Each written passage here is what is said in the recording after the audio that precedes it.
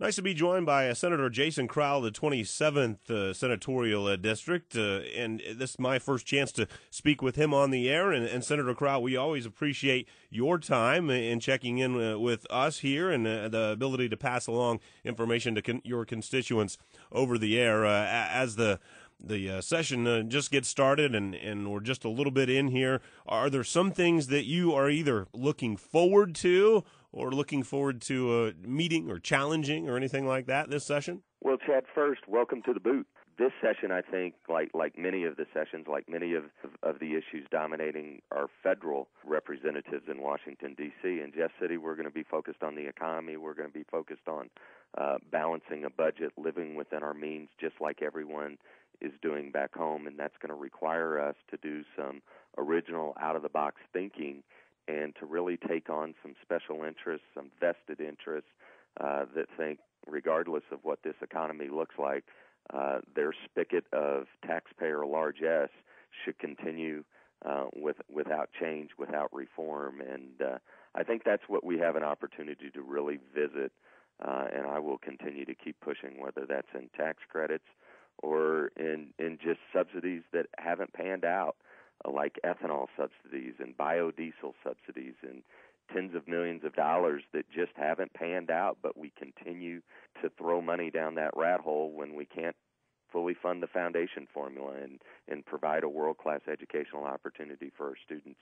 In years past, there has been either stimulus money or other federal money come down that has eased the burden a bit on state budgets, but it doesn't seem like that will happen this year. Does that make it extra challenging? Yeah, it does. I mean, when you've maxed out your credit cards, you have to actually look in the mirror and make priorities. Now, all across Missouri, families at the kitchen table are making priorities based on their values. And the questions that I've been raising, particularly over the last 6 years, is it really our value that we're number one in the country in restoring old homes through historic preservation tax credits and old buildings in St. Louis when the city of St. Louis can't educate a child? You've got a better chance as an African-American male of getting a GED degree from the Missouri correctional system than graduating high school in the city of St. Louis.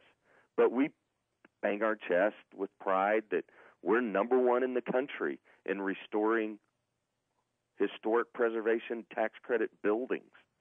And we can't educate a child. To me, that's a screwed up value system, and I hope we have the opportunity to change that around and do some things that we haven't done in the past, and that's what I'm going to be pushing forward to, and hopefully we can get there this session. Are there any other issues that your constituents have come to you with prior to session that you feel like you'll need to represent any of those in particular perspectives from your area and your district? Yeah, absolutely. I mean, this economy is all about jobs and creating an environment to where Missouri is conducive to allowing that to happen. I happen to believe, and it's a divisive issue, but it's an important issue of Missouri reforming its prevailing wage laws and Missouri looking at having an employment choice law. Some people call it right to work law, but it basically says that in order to hold a job in the state of Missouri, you shouldn't have to join a union. You should have the freedom to either be a union member or not be a union member. And those are important issues, particularly in the deep boot heel, as we continue to hemorrhage manufacturing jobs to our neighbors. So those are going to be issues that are revisited. I also think that we need, in light of a reprioritization of what our economic development department and economic development incentives are, even once heroic stalwarts of what I think is a flawed system of state tax credits are now seeing in the wake of MAMTech and Moberly that our tax breaks and our tax incentives are nothing more than crony capitalism, and it's a bunch of bureaucratic politicians sitting back giving money and picking winners and losers in industries instead of treating everyone the same and providing a conducive work environment where employers can hire employees and employees can make a livable, sustainable wage.